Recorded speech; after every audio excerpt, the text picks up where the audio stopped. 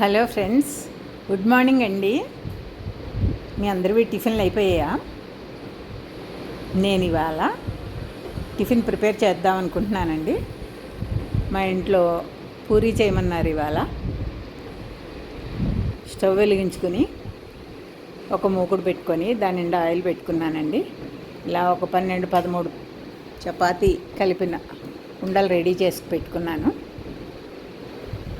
చపాతీ పిండి కలిపేటప్పుడే మనం అందులో కొద్దిగా పాలతో కలుపుకోవాలండి. కొంచెం నీళ్ళు, పాలు రెండు కలిపి కొద్దిగా బొంబాయి రవ్వ ఒక 2 చెంచాలు వేసుకోవాలి.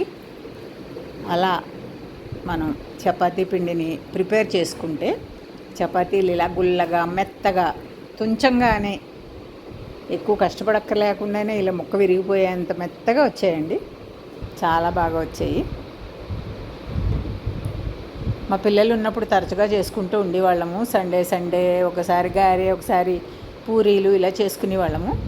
పిల్లలు పెళ్ళిళ్ళే వెళ్ళిపోయిన తర్వాత అస్తమానం ఆయిల్ ఫుడ్ తినాలంటే కొద్ది భయంగా ఉంటుంది. హెల్త్ ప్రాబ్లమ్స్ ఎక్కడ చూసినా ఆయిల్ మూలాన్ని కూడా ఎక్కువగా వస్తున్నాయి కదండి. అందుకని ఎక్కువగా పూరీ చేయాలంటే వేస్తుంది.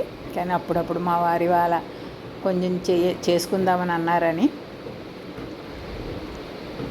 ఇలా ప్రిపేర్ చేశానండి.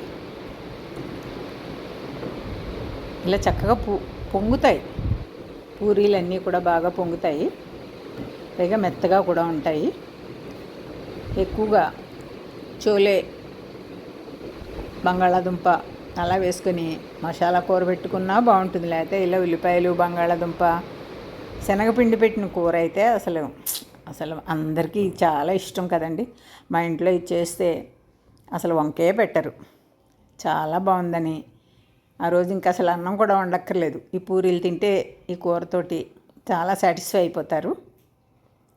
ప్రతి ఇంట్లో ఇంచుమించు అలాగే తింటారు. ఇలా తుంచంగానే అలా మొక్క విరిగిపోయి ఎంతో నోట్లో పెట్టుకోగానే కరిగిపోతున్నంత చాలా టేస్టీగా వచ్చాయండి. వేడివేడిగా కూరతో తింటుంటే చాలా బాగుంది. మా హస్బెండ్ కూడా అన్నారు, పూరీ కూర చాలా టేస్టీగా ఉందని చెప్పారు మా వారు కూడాను.